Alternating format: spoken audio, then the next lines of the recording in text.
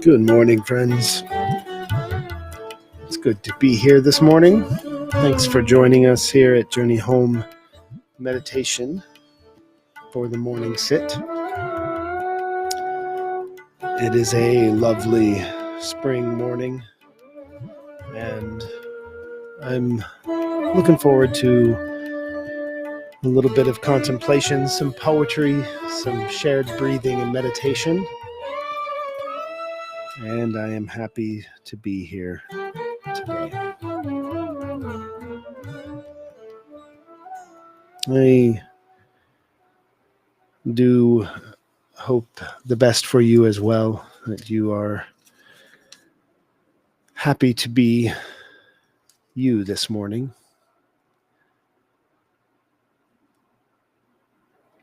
And I don't think it's any measure of spiritual bypassing to be able to experience the fruit of all of the work that we do in the practice here to find wholeness. And that's really what healing is. The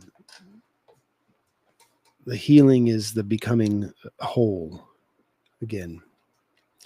And I kind of think of this practice as a misery school. I've talked about this a little bit in the past, and it's something that I think is prudent that we actually work on and learn how to be miserable. I think this is part of our issue, is that we've only really learned how to be accepted and find situations acceptable when we are full of glee, or there's this common notion that to express dissatisfaction or express a need is equivalent to the expression of lack of gratitude. And I don't think that that has to be so. In fact, I think that that comes from a place of fear of rejection and abandonment, and fear of failure, and insecurity. I think that, as a parent, I've learned that I am full of insecurities.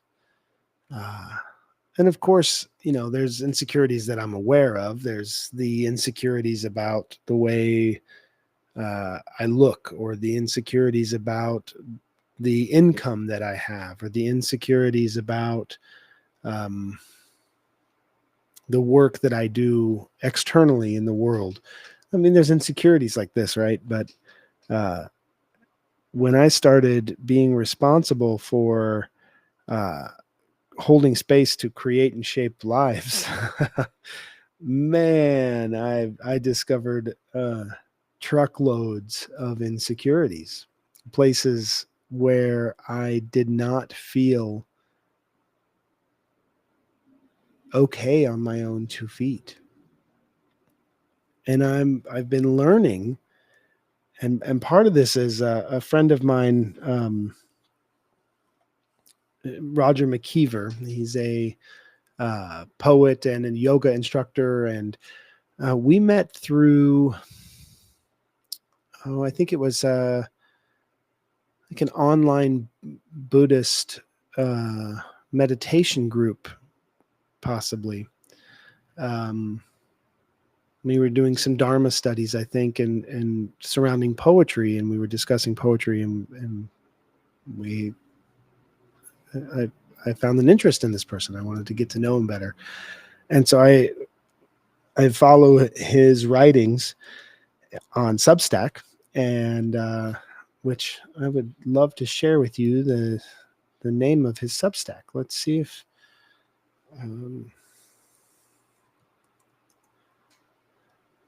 if I can find it again, because it just comes up on my feed. So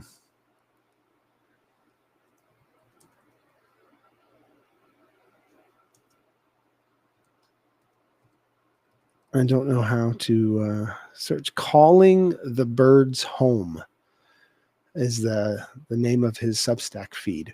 So you can find Roger McKeever's work over at Calling the Birds Home. And recently, Roger shared, recounted a story of being at a David Whyte reading. David Whyte's a poet. We actually have worked on some of his work here, I believe, in the past. Irish poet, and Roger was sharing that David Whyte was discussing. Somebody in the audience had asked a question about not feeling like you're not enough, and Roger talks about David's response and how effective that was in Roger's life, and reading that really affected me, because David Whyte's response to this person talking about not being enough was not the standard platitudes of comforting responses that we're used to, right? We're used to, when somebody expresses any level of suffering, our go-to is to take away that suffering, to discount the feelings that are negative or difficult that the person is expressing, and to reassure them that their human suit is on straight and that they are doing just fine. But this person asked if what to do if they feel like they're not enough, and David Whyte's response was, "What if you're not enough? What if you're not?" And Roger describes it being a bit of a shock through the polite society of the crowd. But he goes on to explain that maybe we are not meant to be everything as an individual. Maybe this is why we have culture and society and family and friends and even strangers in our communities. We have these networks that we have created over hundreds of millennia, right? Thousands upon thousands of years. Humans have co-created, for better or for worse, these functional ways of being. And what if we're doing that because we are not meant to carry all of the burden on our own? You know, this concept of survival that so many of us live within because of experiences of trauma or experiences of poverty or experiences of violence, whatever it may be that has trained us to be in survival mode. We oftentimes view survival as a solo pursuit. And the fact that we have survived the things that we have survived to get to this place is somehow evidence in our minds that this is how we do it. Well, I did this on my own. You know, you hear this often, especially when people are talking about homelessness in this country and unhoused people. Well, I struggled and I pulled myself out. I got a job and I got my own apartment and nobody helped me, so they can do it too. It's the reinforcing of this notion of doing it alone. And even this practice, the practice of mindfulness, of meditation, these Buddhistic practices, we oftentimes think that a monk is this solo hermit living on a mountaintop in a cave. But that's not what this is. That's not what's happening, and that wouldn't even really be possible. Monastics understand clearly that they live the way they live because of the community. They understand that their ability to pursue this sort of career of inspecting our processes, this career of going deeper into compassion and finding the root of suffering, is supported fully by a community of people. That their own meditation practice, in fact, is standing on the shoulders of the community. And so when Roger wrote about this, I read this, and it really has had a profound place in my thoughts since I read it, since the day it was written. What if you're not enough by design, on purpose? What if we are meant to lean on one another? What if we are meant to feed one another? What if we are meant, for the sake of wholeness and our own healing, what if we are meant to struggle in the ways that we struggle together? Uh, an interesting thing I learned over the years in recovery, see, the recovery community has this real love for uh, tiny bits of information that can be metaphors, right? Like, so you'll hear all these little snippets, very clever things that make you think about your own addiction or your own recovery process in a different way. And one of them that's stood out to me over the years has been learning that uh, as infants coming into being toddlers, right, when we move into walking, ambulating through the world, um, it's actually necessary. It's a built-in function of our bodies that we fall. Learning to walk actually requires falling and picking ourselves up, right? And people will often point to that and say, see, you got to pick yourself up. But that's not actually the whole story. The story is you have to fall. You have to fall because your body needs to go through all of these different motions and learn the mechanics of balance. Your body has to learn balance. Your body has to gain the strength to be balanced, right? And this means that you have to hold on to something. You have to hold on to somebody to practice balance. And I feel like that's what this practice is for me, is learning the practice of balance requires gaining the strength in the ways that I would not gain without falling.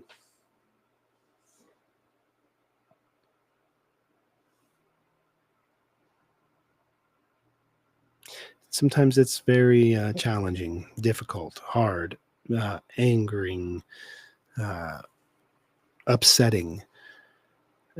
Sometimes it's the things that I didn't want to do most. But it's those things where I am really grateful to be able to learn acceptance and learn how to accommodate even this into my life so that I can live. Accommodate these things so that I can continue to experience all of the aspects of this moment that we have. Let's take a few breaths.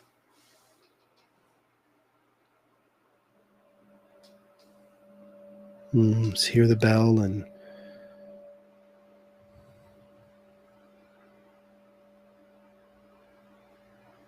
gently breathing in.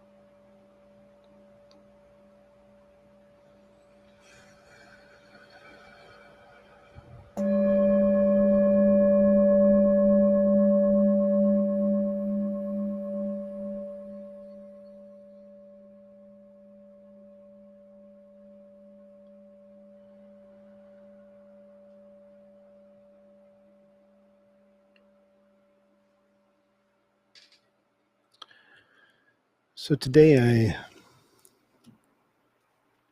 found a poem.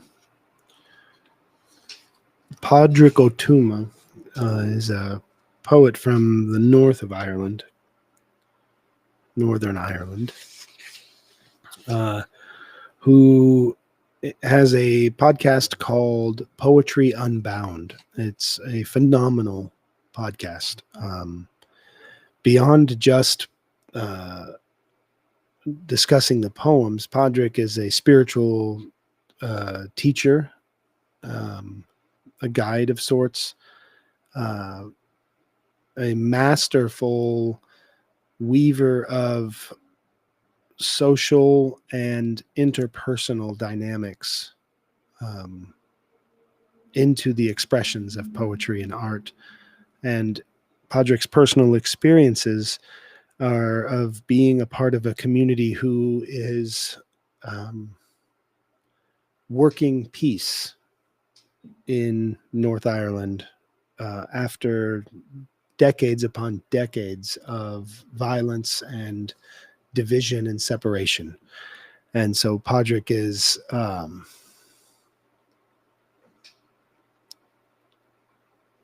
responsible for bringing those gifts and those offerings regularly on his podcast. And he also publishes his own poetry and books. And this is a poem by Pádraig Ó Tuama from his book, Sorry for Your Troubles. And the title of the book even speaks to the violence that Pádraig grew up entrenched in North Ireland.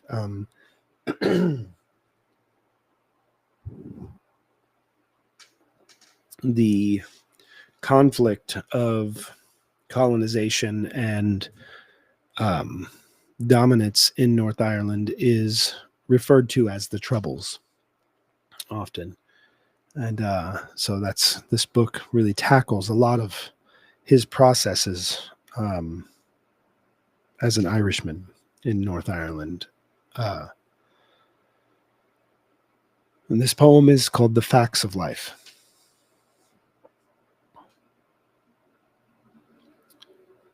That you were born and you will die.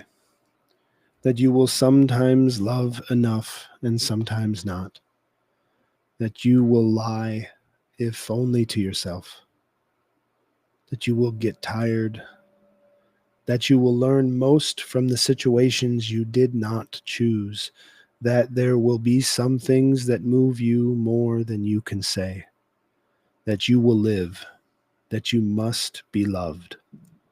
That you will avoid questions most urgently in need of your attention, that you began as the fusion of a sperm and an egg of two people who once were strangers and may well still be. That life isn't fair, that life is sometimes good, and sometimes even better than good. That life is often not so good. That life is real, and if you can survive it well, survive it well.